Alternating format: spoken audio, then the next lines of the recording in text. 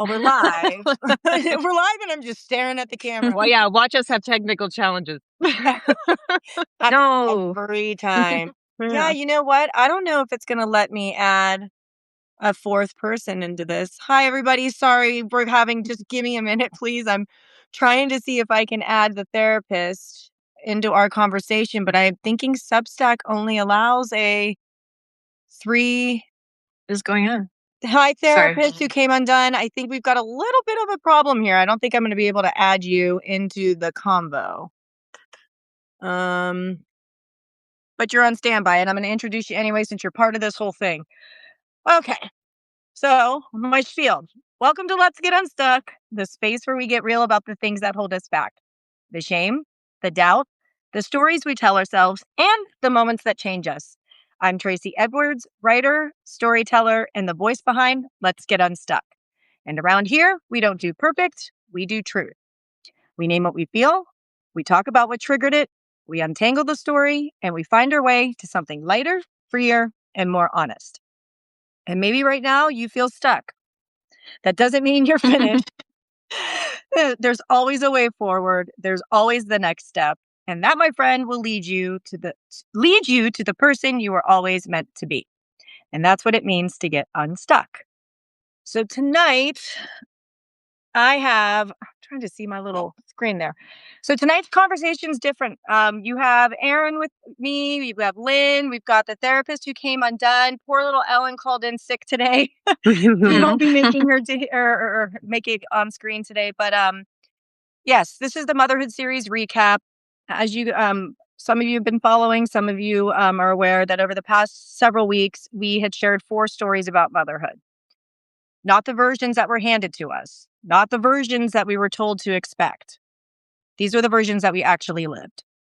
So each story came from a completely different place. One shaped by fear, identity, and redefining what nurturing means. One shaped by waiting, uncertainty, and the fragile road to adoption. One shaped by postpartum depression, a sick baby, and the fight to be heard. And one shaped by generational trauma, accountability, and the decision to break a cycle. Individually, these stories stand on their own, but together they reveal something much bigger. That motherhood is not one path. It's not one definition. And it doesn't look the same for any 2 people. What makes this conversation even more meaningful is that it doesn't stop with us. We've invited other women into our space. Women who are asking the questions that always don't get asked. Women who are navigating their own versions of motherhood in real time. So tonight is not about retelling our stories. It's about expanding on them. It's about what we've learned, what challenged us, what changed us, and what we're still figuring out. Because the truth is, motherhood doesn't end at the story. It continues in how we live it. So for some reintroductions, before we move forward, I do want to take a moment and start here. Like I said, you've heard their stories over the past few weeks, but hearing them side by side and in conversation is something a little different. Erin is with us. Her story took us inside the early days of motherhood, where everything felt like it was unraveling at once. Postpartum depression, a baby who wouldn't stop crying, doctors not listening, and the pressure of holding everything together while feeling like everything was falling apart. We have Lynn, who is here. Her story walked us through adoption, the waiting, the uncertainty, and what it means to love a child before you know if they'll actually be yours. Excuse me. That space between hope and heartbreak where nothing feels guaranteed. And even though Ellen is not here on screen with us tonight, she's still been a part of this series and instrumental. So Ellen was supposed to be with us again tonight, but she's not feeling well.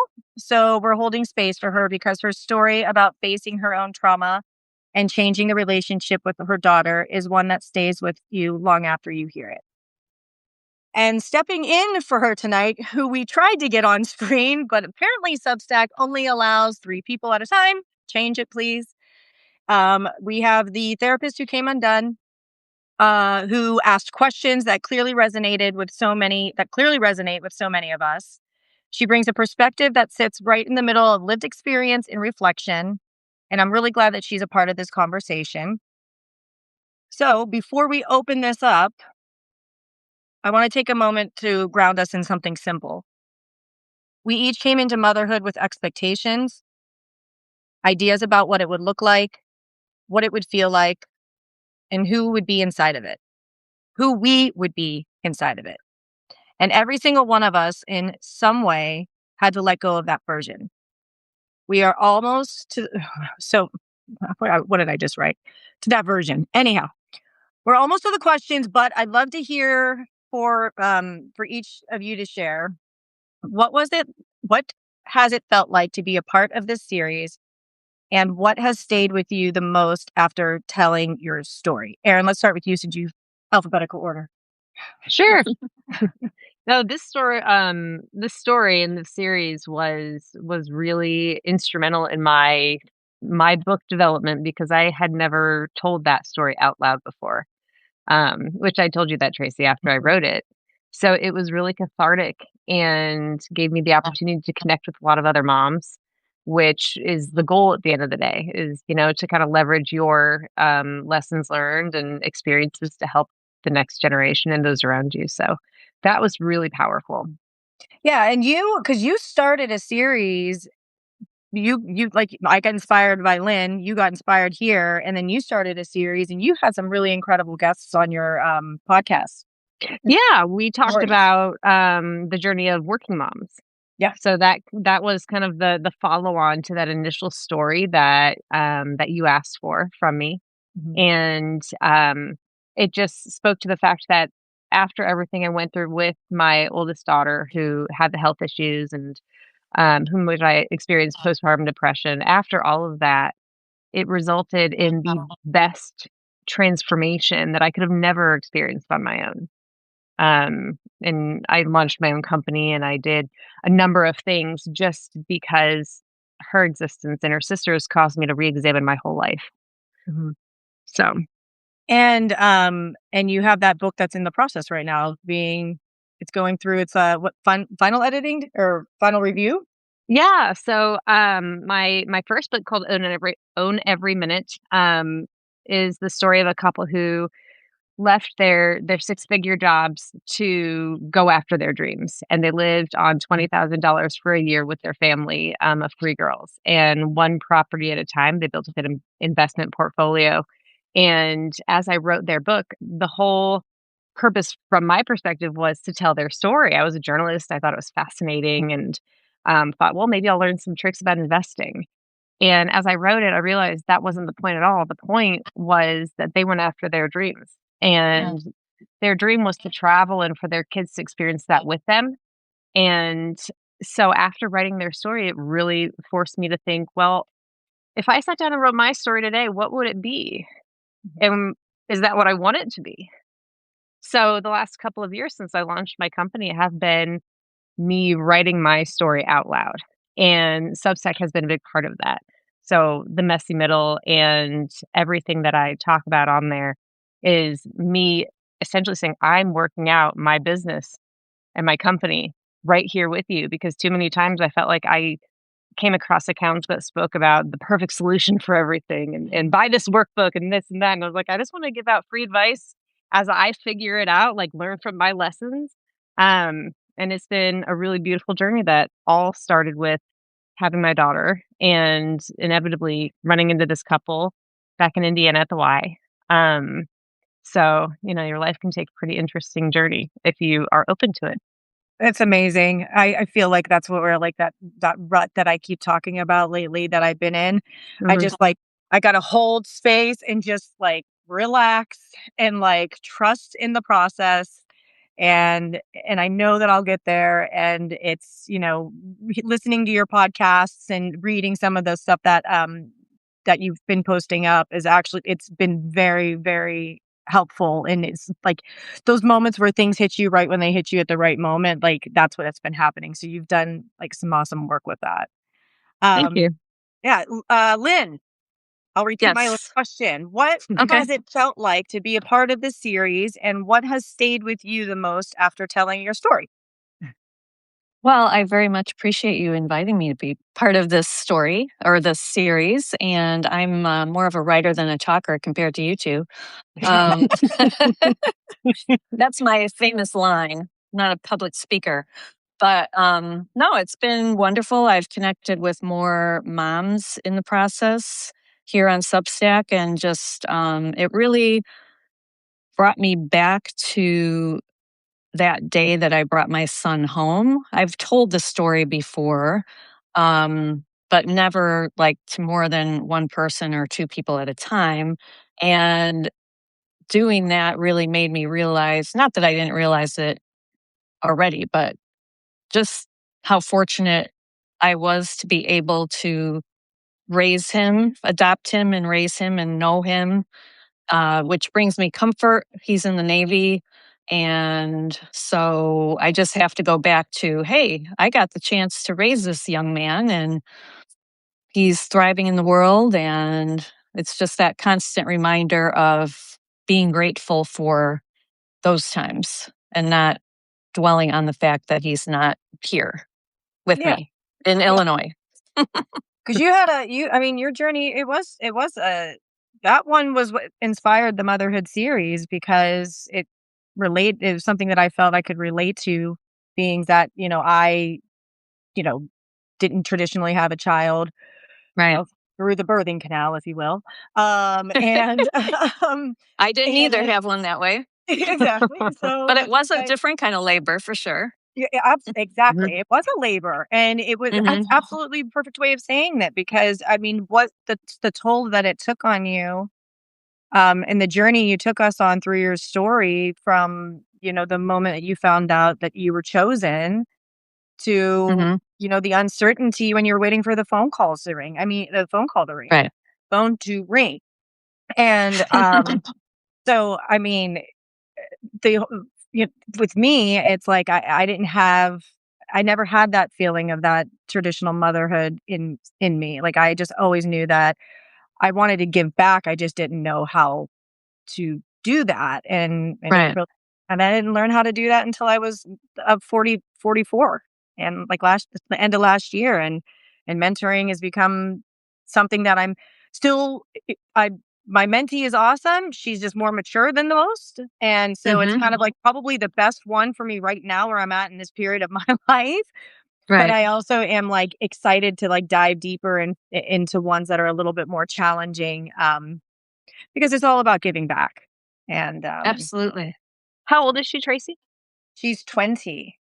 Oh, that's awesome. So, yeah, like, Promise to Kids here has a program that doesn't cap you at 18, like a lot of programs do, where it's like once they're adults, they're kind of like they're on their own. Like, what I love Yeah. about kids is that they actually have programs beyond that, and they are called, like, guardian scholar programs, and they help them with all sorts of things. I mean, I sat at a meeting in it's called Advocacy for Change, last week, and there was about, I don't know, 20, guardian scholars, and they're the students, and every single one of them is like it blows my mind to hear the stories that they tell about growing up in foster and just Mm. about their childhood and how they wish that people would view them versus thinking that they're just broken and damaged because they were under foster care. And, like, Yeah. these students are so smart, and there was probably 7 or 8 of them that have multiple degrees, and Yeah. Oh, wow. they're all finishing college. Like, it was like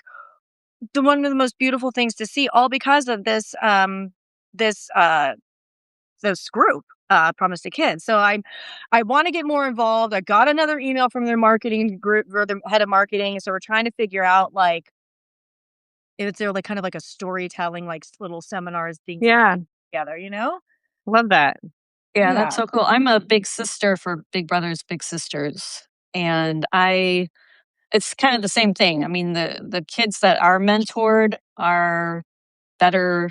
I mean, they're more successful. They're more likely to go to school. Those kind of things. And I have a little 10-year-old, which is a lot of fun. Yeah. That is Just so fun. And fun. how long have you been mentoring for? I did it for about a year before my son was born, or before. I adopted him, and he was stillborn even before I adopted him. So that did. But anyway, so I did it then, and I just started doing it a couple years ago. So I had a 13-year-old before this, and she ended up being just so involved in school that and sports and things like that that she dropped out. And I mean, she was great, but I'm just happy to have somebody a little younger, because then you just have more time to develop that relationship, and it's just been a lot of fun. So, Oh, good for you. and she tells me she loves me, so it's so cute. I love that. She's just little now. I know. Not there yet. We're not there yet. And she's 20. It might take a little longer. Yeah, that's very true. Exactly. Well, I want to transition into the questions we received, because these are the ones that really will help expand the conversation beyond just our lived experiences. And I know that I have the therapist on here, and I saw that you're on here as well. And I just scroll down. Let me see. Oh my goodness. Oh my goodness. Okay. Oh, Ellen, you joined. I see you. See, we're giving you a shout out, girl. I'm sorry you Hey, don't feel Ellen. good. Hi, Ellen. Okay, so Anna from Tender and True, she's incredible. I've had her on before, and she has a beautiful little boy, Theo. She writes about his limb differences that he was born with, and she just I asked her if she would participate in this and ask some questions that I feel are pretty general for us all to answer. But and we'll just kind of keep it to flow with you, and then Lynn and Sure. me and whatever. And this goes for all of you listening. If any of you have an answer to any of these questions, just please drop it in the thread, because we would all love to hear what your thoughts are behind all this. For sure. So Erin, how do you stay connected to yourself while constantly showing up for everyone else? That's a good question. So I refer to often what I call a third space. And for me, that has been a number of things over the years. And currently, it is most commonly my garden, which is why if you follow me, you'll see a lot of gardening, because it's my way of processing things. And I love creating. So having a creative outlet that doesn't require me to dot the I's and cross the T's. I can just throw stuff in the ground and watch it grow. It's perfect. Before that, it was running for a really long time and doing different competitions and things of that nature. But I've always really focused on something that is just for me, but that I'm also proud to bring my kids into if they want to be a part of it. And then over the course of time, just focusing on evolving as my body needs me to, because I've had a number of injuries over the years. I can relate. Yeah. Yep. Yep. So, hence why I don't run as much anymore. But after kind of grieving some of those of my favorite things, I've just learned to evolve with my body's needs, and it's opened up new avenues, which has been really great. Yeah, I love that you're. Awesome. I've been seeing you with your planting, your gardening. Yep. I love it. It looks like a mini HGTV show. Your stuff is just like professional quality. Don't look too close. I need like a little asterisk that says, "Do not take this advice from a gardening perspective. Just listen to the script." That's great. I am a I've killed succulents, and I didn't even think that was humanly possible. Succulents are hard. I mean, you're not supposed to water them. Like, I mean, how can you feel like Oh It's my like a God. special kind of watering. You have to like dip them in the water, and then they have to dry out. It's a whole thing. Just get yourself a pack. Oh, I didn't know that. Yeah, I don't have any. I have a couple, and they've done pretty well. They're right by our What? by our kitchen sink. Then next time I get some plants, I'm gonna send them to you, and you can Yeah. tell me how to. Just don't make it basil. Yeah, like I said, don't follow me for planting advice so much, but some good videos. Oh my God. Lynn, what about you? How do you stay connected to yourself while constantly showing up for everyone else? Well, very similar. I love the outdoors. I hate winter with a passion. So I get outside when I can. Nature. I went for a bike ride today for about 18 miles today. Sometimes I'll go Awesome. 25. And I love to move. And I used to run, but then I got injured. That's a whole dramatic story. So I stay away from that. And I also go to yoga, but I have bicep tendonitis. So I haven't been doing that lately. Lynn, we have a It's lot really of the bummer. same problems. Damn it. God. And I got that from working a part-time job at a clothing retail shop. And doing this is not good for your arm, apparently, with, clothes, hanging them up on high racks. So, Really? so I've had to take, yeah, exactly. So don't do it. So I've had to take a break from yoga, which is really a big way for my centering myself. But we just got an infrared sauna, so that's been something I love doing. And I'll bring my notebook in there, and I'll end up sweating on my paper. But it's a great little writing space. It's quiet and it's freaking hot, but it makes me feel good too. So it's been great. Supposed to be one of the best things for your body. I'm not a fan. I don't like to be that hot, but my husband loves it. Yeah, it's great. I love it. I did, was it like, I never had back problems. And I did Bikram yoga, and I refuse to ever go back. And I have had back problems since then. And I was in my 20s when I happened. And it's because the instructor was like a drill sergeant. And You moving too fast. oh I hate when it's hot in yoga. I know. Hot yoga is awful. I cannot do that. I'm like, it's like 90 degrees. It stinks. And it's like, and then you're stretching, and he's like, stretch further, further, further. And you're like, you're doing it, and you're stretching. And I'm like, oh my God, I'm so overstretched. Oh, no. Awful that it literally pulled my back out and gave me back problems. It's what. Oh, that sucks. But I have injury from sports, which causes me to also not be able to run. So we're just a bunch of free ladies who just can't mobilize anymore like we used to. Well, what is your third space, Porteracy? My what? Your third space. What is Your that? space to yourself. The question. Sorry, I didn't even answer it. Oh yeah. I was like, what are you talking about? And hi to Christopher Caracas. I don't think I said that right, but he deserved a little shout out. And then he also went crazy gardening and started hearing voices in his Saw head. Okay. Put some headphones on and shoot him out. Your plants were talking to you.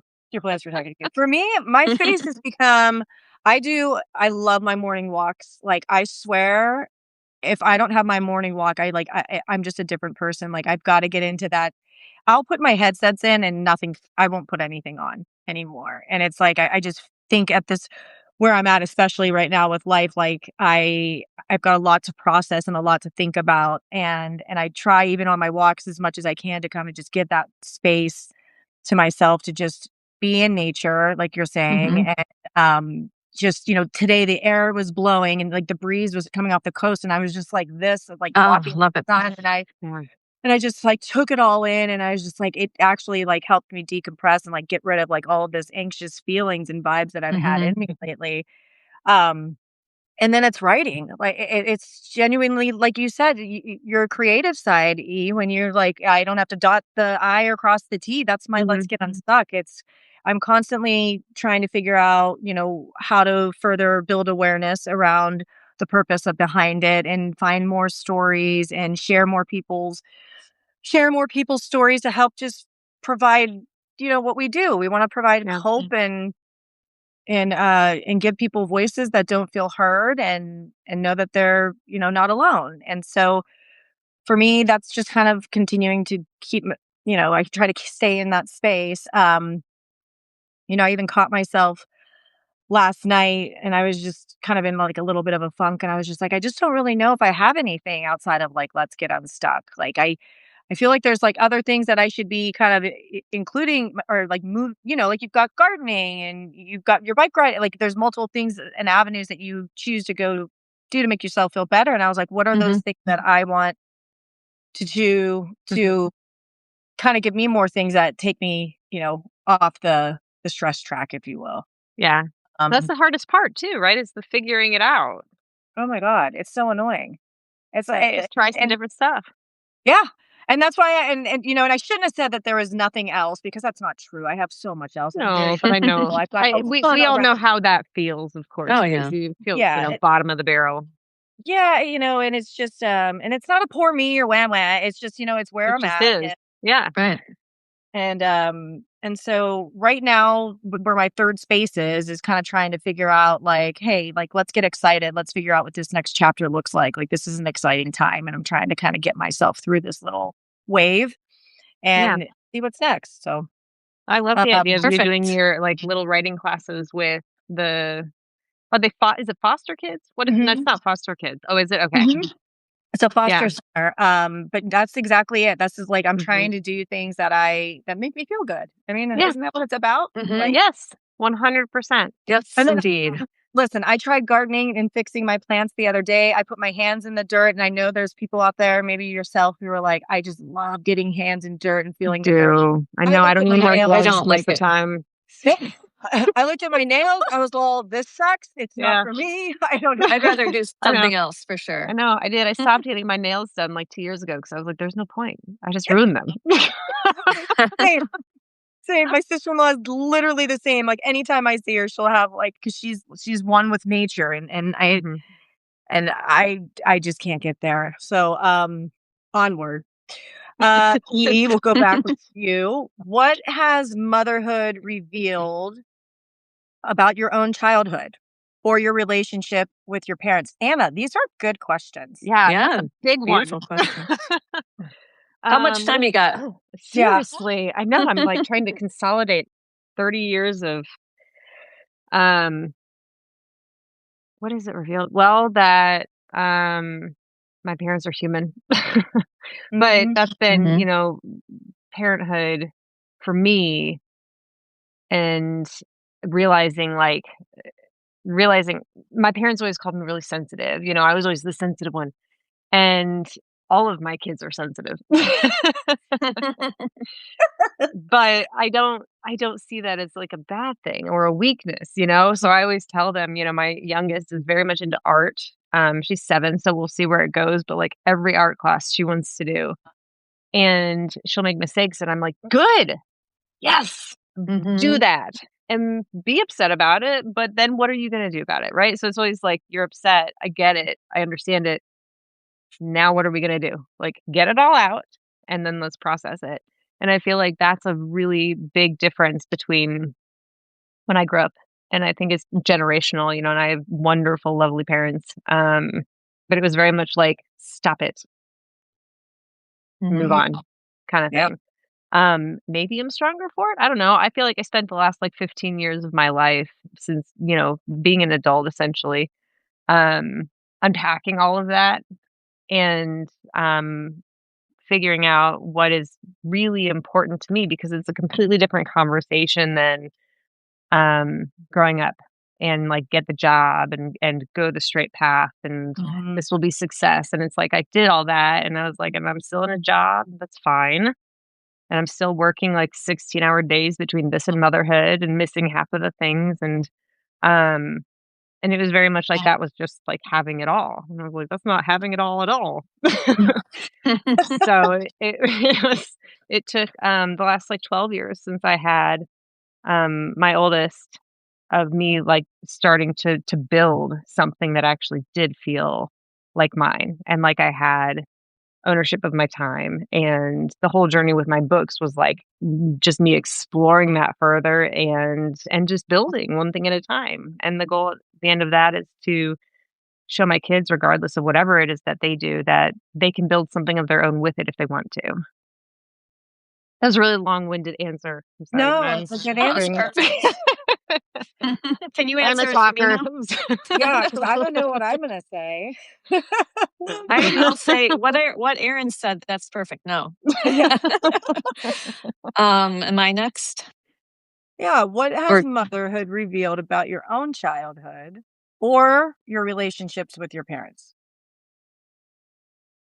well, I write a lot here on Substack about my life and about a lot about my parents and those kind of things. But I think that, like what Aaron said, you realize that your parents are human because it's not really that easy to be a parent. And I only had one son. My parents had three of us. And they liked us to be very well behaved and quiet and, you know, kind of tampered down a little bit. Um, I tried to just kind of be the opposite and allow my son to be. And my mom used to talk for me. Like she didn't give me a chance to answer a question if somebody asked me a question. Whereas with my son, I would just say, answer the question, just like let him talk. And at a restaurant, you're in charge of ordering for yourself, that kind of thing. So I tried to instill more confidence in talking to people and have him do that as opposed to being protective and here I'm going to answer for you, which I don't know why my mom did that, but she did. And I think that I can appreciate that they had their own stuff to deal with. They both lost their fathers and their fathers both were in their 50s when they died, so there was built-in loss that they really never talked to us about. And I think that might have been what drew them together, although they originally weren't really, well, that's a whole other story. They weren't really meant to be together, but they ended up together and they were married for over 6 years. So, but yeah, it just kind of gave me a perspective into how it just wasn't really easy for them and maybe the whys behind uh, how they raised us. Mhm. That's the best I can do. No, it's a great answer. I mean, there's no wrong or right way to answer Mm-hmm. any of this. What it revealed, what has motherhood revealed about your own childhood? I mean, that for me, I didn't have a choice, but I had to mature quickly. Mm-hmm. You know, I I had to somehow be that support, or I felt I needed to be that support to my father because my mom couldn't be that support, which is probably why I typically take certain roles in like supporting like C-suite or founders of companies because I'm such a good support Right. arm because I'm just naturally born into it because of how I grew up. I mean, Managing the chaos, yeah. managing the chaos because mom, mom was too sick you didn't want to put anything on her because it just made her illness worse if Mm-hmm. she was overstressed or whatever. So, you would try to kind of do whatever you could without her having to be involved. And so I think that I mean that's just something that I've seen with me that's revealed from my past from my childhood is, the maturity. And then it's so interesting to me, and sorry I keep reflecting to where I'm at today, even though I think the question is about where I'm at today.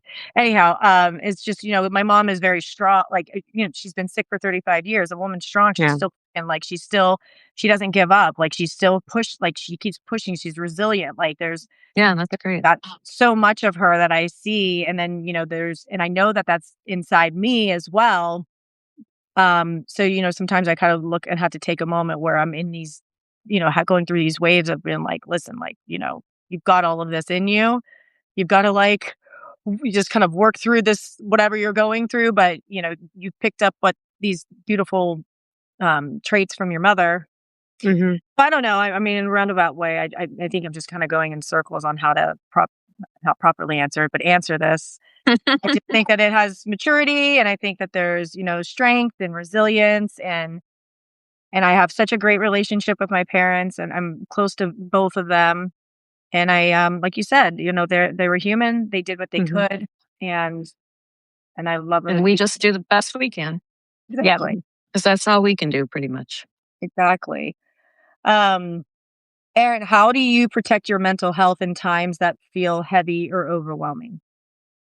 Gardening? Back to gardening. Hmm. Back to the gardening. Yeah, back to gardening. Fair enough. Um, yeah, I've learned to set boundaries a lot better in, the last, like, 5 years in particular. I think since I went down this journey of figuring myself out and figuring out what I wanted to do with my life and, like, and I look at it as a way of like building towards my future. So even, I'm happy with where I am, but I'm always building. Like I joke about my garden, but it's literally like my retirement plan. I'm going to write and I'm going to garden, I'm going to sell produce. So like that's my constant thought I love that. process is like, what can I do today to improve my world tomorrow? And it used to be, I mean, and I write about this in my book that will come out later this year. That I used to be like a victim in my own life. Things went bad, and I was, why me? And the 25-year-old me, and just the whole process of having children forces you to stop thinking about yourself. So then you go through that transition of like having to prioritize little babies, and there's no way around it. Like you're 24 hours a day, you're on, even if you have a great partner, which I do, they still want mom. and and so you go from that to like now, where am I in this? And so I just slowly started working my way back, and I've never stopped ever since then. Ever since I got back, I kept working constantly because I realized like, okay, if I get stagnant, it's like your career. If you just sit in it, then that's it. And it's the same with you and yourself and your career and your life. I mean, you have to be always cognizant of what you want out of life. Mhm. I'm getting a little bit preachy, but that's No, I think um, it's no. I mean, I said these conversations and questions can go any which direction they want to go. yeah. I don't care. We're just recapping about life right now. No, We're feeling I very deep. no, it's just interesting to hear. Beautifully said.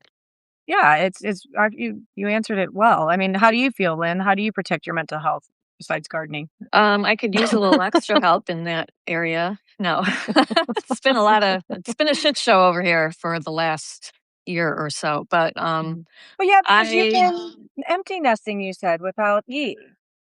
yeah, that's part of it, and just the whole aging parent thing, and all that kind of stuff.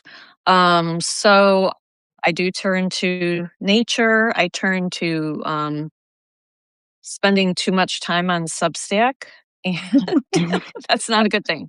That's not helpful. Those are both But great it things. can be helpful. Chocolate? Yeah. No, that's not really good, is it? Yes, it Um, is. Yeah, these Drinking are all on the wine? top of my list. So Lots of wine. No, I don't drink that much, but Mhm. no, I think just trying, when I wake up in the morning, I try to set an intention of, like this morning, I'm laying there like, hey, I just woke up today and I'm breathing. And yes, I'm 61. I can hardly believe it because it seemed like yesterday that I was 25, 35, 45, whatever. Um, I've been divorced 10 years, and I do put a lot of pressure on myself. Like I got laid off during COVID. I hadn't been working full time, during the time raising my son. I was dabbling in a variety of really cool projects.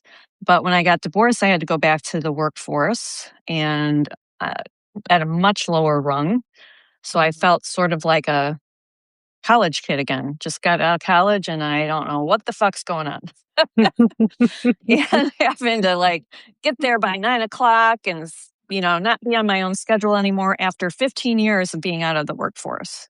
No, yeah. So when I went back to work, it was just like it was an adjustment. And that was one of the questions people asked me in my interviews.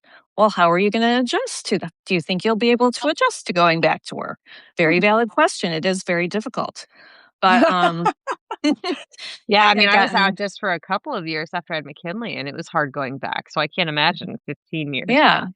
And I was dabbling in things. I was, doing working as a producer, managing editor, podcast sidekick for the Green Divas radio show. And we were working, but it was like our schedule.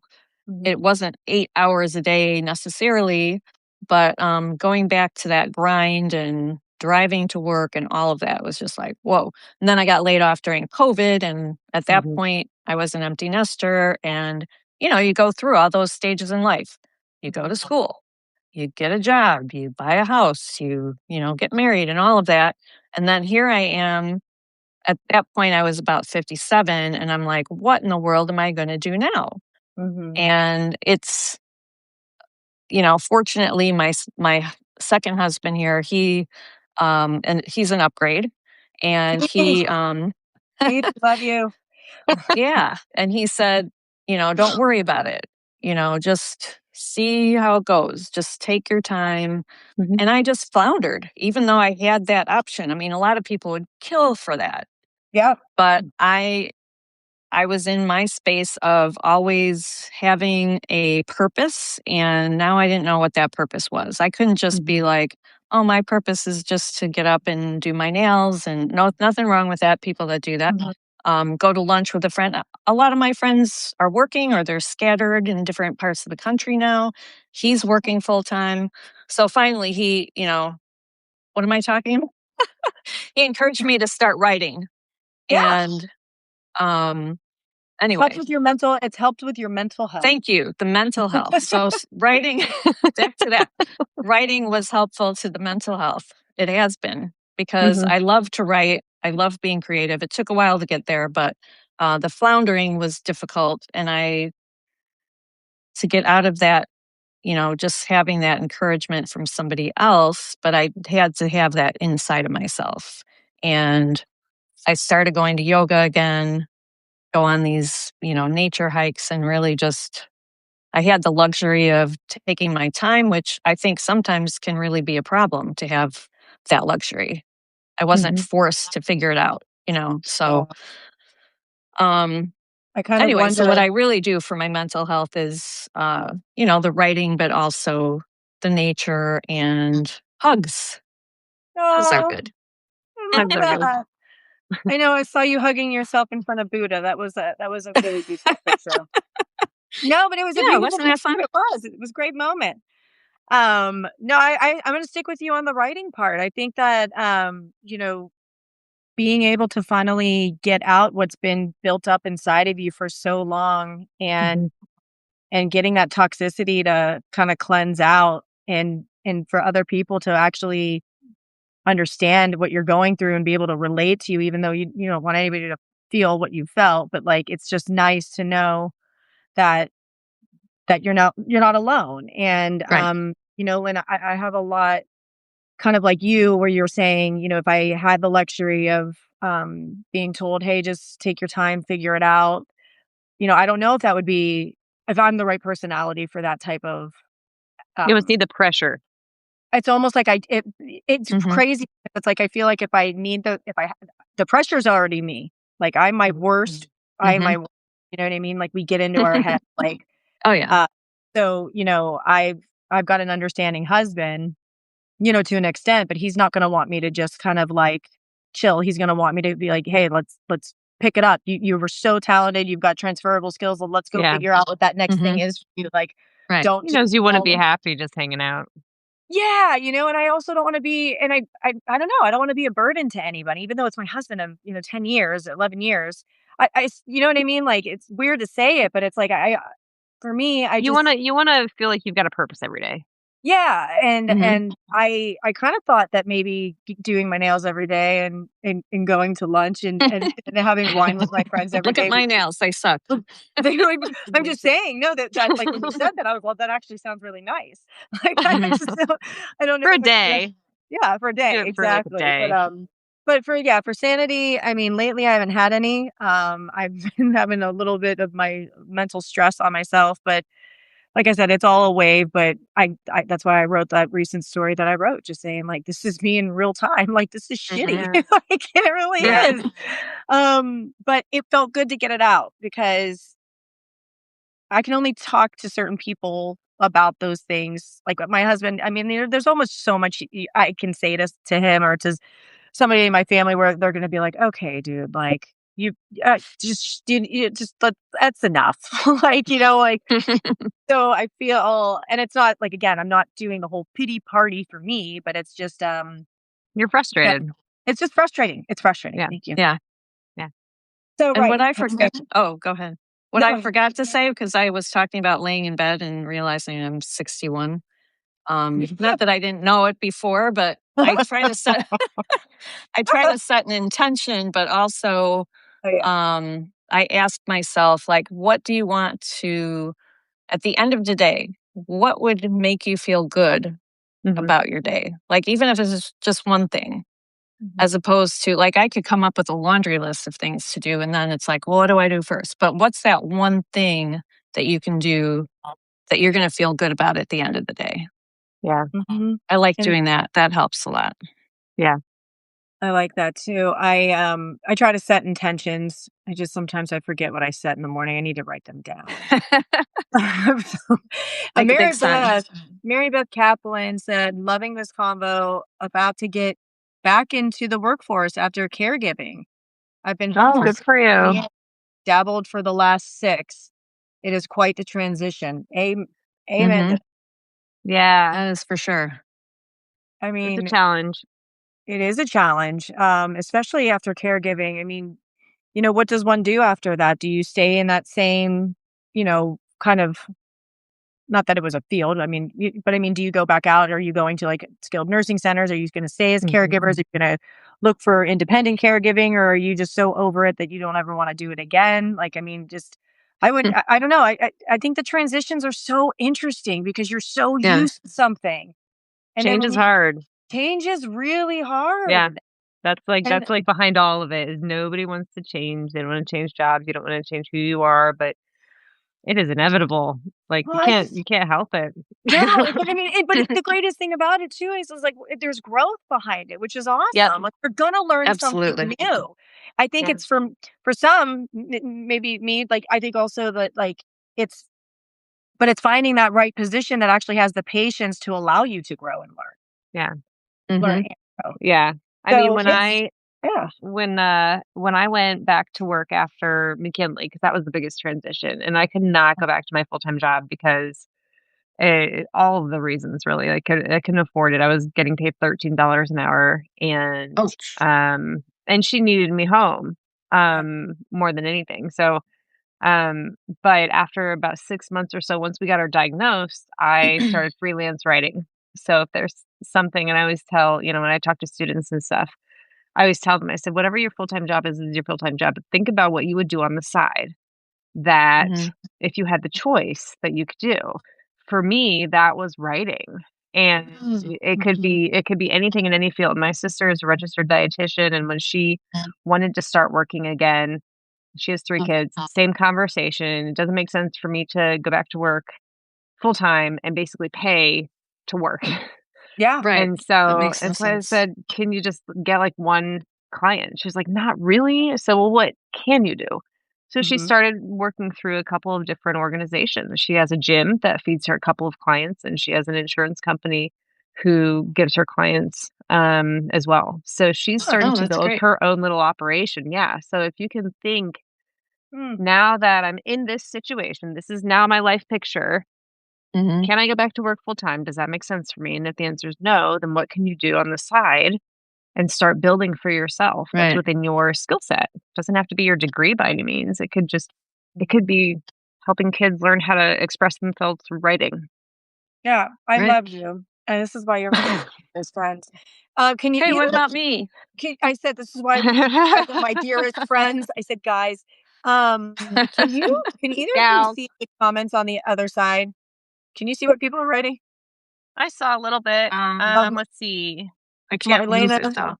Oh, Marlena says, okay, maybe I'm a weirdo. I live for change. Good for you, You're less than the Marlena. Marlena. We all need more That's you. awesome.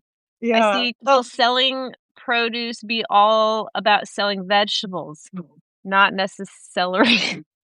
Wait, That's funny.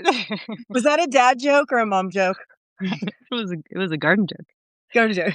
Yeah. Love Mary this Beth. Oh, Mary combo. Beth said our son just recovered from leukemia. I want to do Oh, hmm. something that serves and helps my growth. Aw, God bless you, Mary Beth, and the fact that you were able to be there for your son through that time. And actually, yeah. congratulations on the recovery.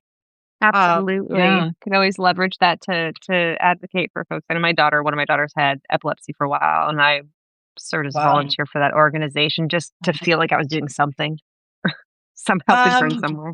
Can everybody just send Erin money for coaching us for our moments today, please? She is going to be a coach here. No, I'm an anyway, advisor to clients. I'm just adding the word coach to the title now.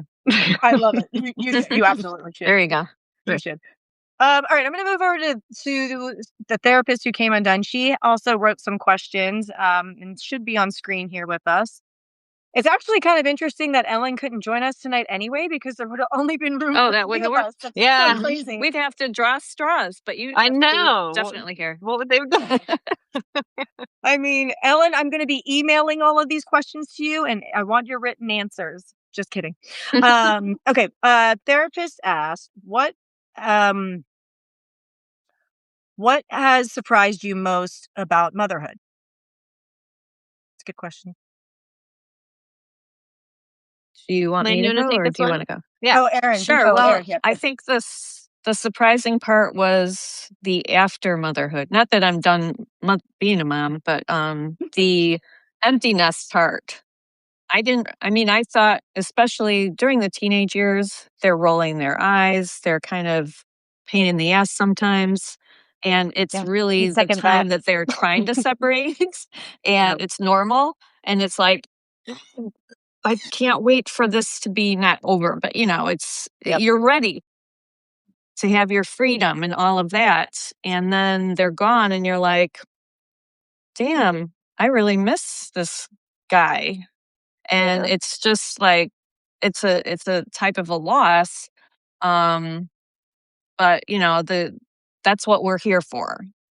If your kid is not able to fly the coop, and not that you did something wrong, but this is really like, hey, this is great. He's out in the world, he's thriving, he's happy, he's healthy.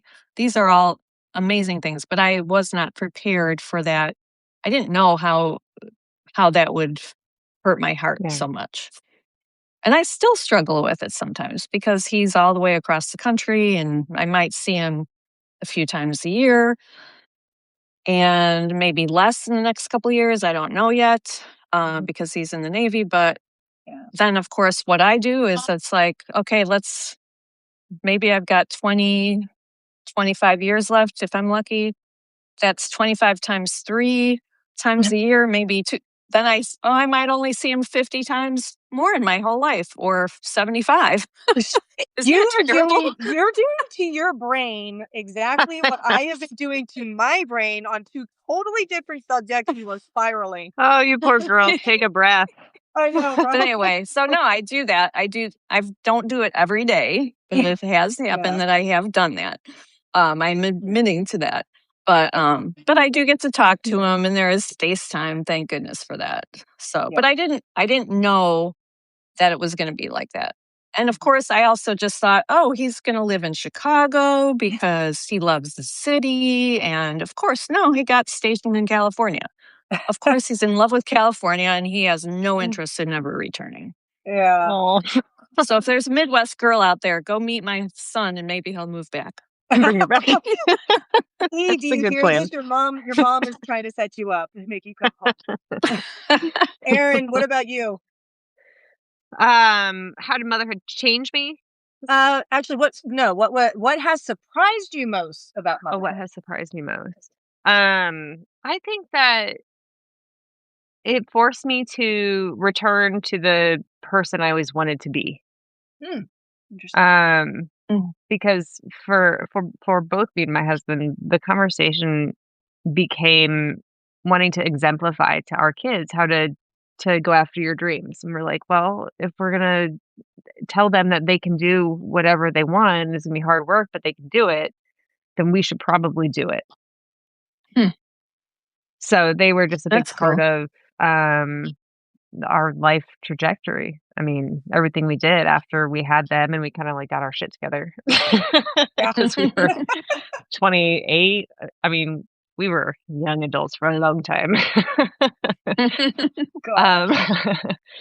So, mid 30s, we finally like grew up and started, being intentional about where we were headed. For me, I don't know how to really answer this question, to be honest. I know what has surprised me the most about motherhood. I mean, I think probably the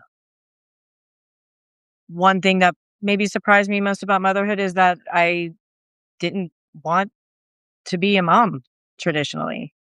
And I think that that was something that happened younger in my life. So, I mean, I don't really know how any other way to really answer that. Other than, maybe it's brought me down the idea of, potentially, fostering or adopting, and that wasn't something that I necessarily thought I'd ever want to do up until later in life. So I guess that, yeah, I'll lead with that. Um, we're coming close to the end here, and I wanted to get another question because Michelle Ray, who is States of Matter Fun Substack, she wrote, "I'm really casual and honest with my son, and I wonder if this blurs the boundaries? Question mark. I'm a teacher, and I know when I'm too friendly with the students, it makes class management and discipline harder. Now, my son isn't my student, but sometimes I wonder if I should be more like a professional mom. Not professional, but you know what I mean. I think Boundary. we all battle that question all the time. Mhm, What the right boundary is. mhm. How often do we let them test our tempers and react? Because there's going to be times you can't be perfect. But I would say I'm sure you're doing fantastic and just trust your gut. Right. I can relate this to my nieces and nephews because, I mean, if I let them, it's like you wanted to be able to be cool and like that fun mom. And I think that it also comes with just the level of maturity with the child, because I look back at myself, like thinking of like, I skipped my nieces and nephews. Let's go back to me. And I went back to myself. I'm like, sorry guys. Of like growing up with my dad and my mom, like they were cool. Like I had cool parents, but yeah, Trace, you push their buttons, you skip school, you do something and you shouldn't be doing. There's going to be a level of discipline for it. Like Right. I can only be so cool, calm, and until you screw up royally and you make me like my dad used to say to me all the time. Do you think I like grounding you this much? And I was like, oh, Tracy, thank you, you dude. must He's have like, been a troublemaker. oh my God. I pushed the boundaries, Michelle. I Mm-hmm. pushed the Mhm. boundaries, but my dad would not let me cross them anytime. But now that, in this, I'm 45 but at age 20, my dad and I became best friends. My dad is my best friend. I Yeah, do that's sweet. everything and anything I can with my dad. I mean, ever since I've been married, it's been a little bit less, but that's just because I'm married and I have a life now and a husband. But but my dad, we just have a really great relationship. But that's also because he set the right boundaries in place, Mhm. and I didn't have a choice but to abide by those boundaries. And but it showed me like where it stops with him, but where it can lead, and I think that that's really something special. Yeah, So And I think it does help kids to have boundaries for because then sure. I think I can't explain how to do that. Um, there's got to be a good book about it somewhere. Aaron will write it. There you go, Aaron. That's your next one. About parenting, man, I've got a 13-year-old. I am still very much in the mud on that one. Yeah, it does get But tougher as yes, they get into those teenage years. That is for yeah, I sure. know. And then you drop the bomb of them leaving the house, and it's like, oh, it's just such a mind game, you know? It Like really is. Yeah. it's the idea of like having this sweet little squishy baby in your arms that then like yanks your hair out. That's Hmm. like the epitome of what it feels like to be a mother. Absolutely. Yeah. Gosh. I miss those little hugs from my little guy, and he's not so little anymore. I get it. Oh, Yeah.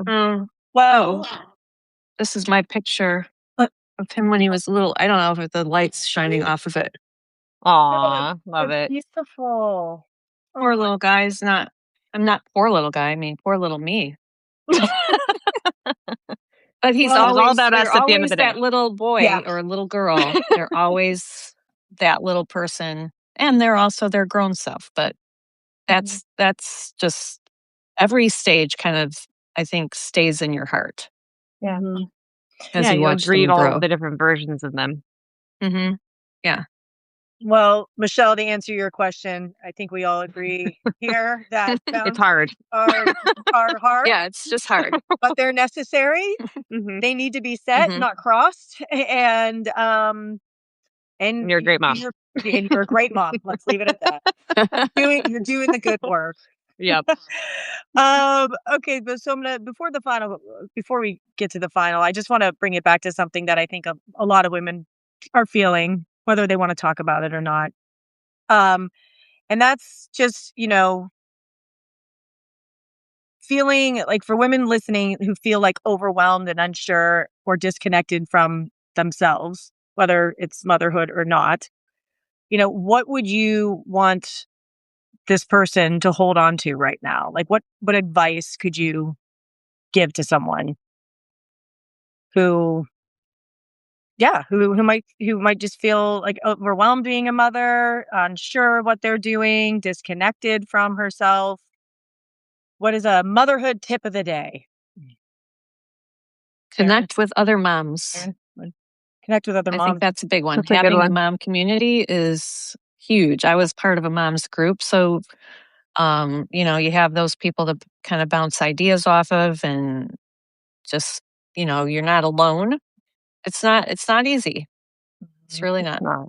Yeah. Yeah, definitely reach out to people. Try not to hole up because that becomes really attractive sometimes. And just remember this too shall pass. That was my line. And then you'll be looking back and saying, damn, I wish they were still children and that I was dealing with all that shit. Do you know? No, I'm just kidding. I was gonna say I'm not there yet, but Well, maybe not all especially in that a decade. I want all the shit, Lynn, really? No. Anyhow, so before we close, I just want to acknowledge something. None of these stories were easy to tell that all the four mothers had told. If you saw my post on Tuesday, it included a story that Anna had written about Theo's limb difference. Beautiful story. It also had, from the therapist who come undone, story about writing of her younger child who was born out of a difficult, or because of a really difficult situation, when her oh my god, this story breaks my freaking heart. When her husband lost his sister, his brother-in-law, and three kids in a plane crash. Oh, Yeah. That story is, it's too much. Anyhow, what beautiful moment came out of that was her son. So that is what she wrote about. It's a gorgeous story. I wish she was here to kind of share a little bit more about it. It's her story to tell, though. Maybe we'll have her back on and tell it. But yeah, before we close, like I said, none of the stories were easy to tell, and none of these experiences fit into one definition of motherhood. But what each of you showed in your own way is that motherhood is not about getting it right. It's about being willing to look at yourself honestly and to grow and change and to keep showing up. And that's what matters more than anything. So before I close tonight, I want to introduce, first of all, thank you both. Thank you, everybody, for coming on this. I've never done a series like this. So having you did great. more. Oh, yeah, it's been fantastic. Yeah, thank you, Tracy. It was interesting. Thanks for having the suggestion to do this, Lynn. I'm glad we all came in, Aaron, and we all came together for it. But because of what you guys inspired me here, I am going to be kicking off the Fatherhood series, which is starting next week, Wednesday. That would be great. Jeff Yeah, I'm Loves. excited for that. I am. I'm excited. There's a lot of four really awesome fathers, really great guys, and just really different stories like here, and just heavy and real, but beautiful. So we're opening the door up to that conversation next week, because if motherhood holds this much complexity, so does fatherhood. Mhm. The expectations and the pressures, the roles men step into or struggle to. And that's where we're going to be going next. And Maribeth, you said, "Oh, okay, this is what Crispy is telling me about." Yeah, yeah, that's it. Motherhood's next week. Shout out to Chris B. Right. Yes, I'm so excited.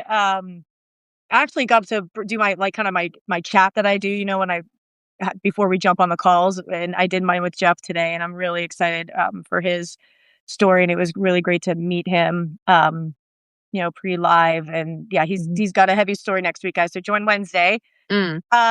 Anyhow, I'm doing my outro. If there's something you heard tonight that made you think or feel, great. That's the point.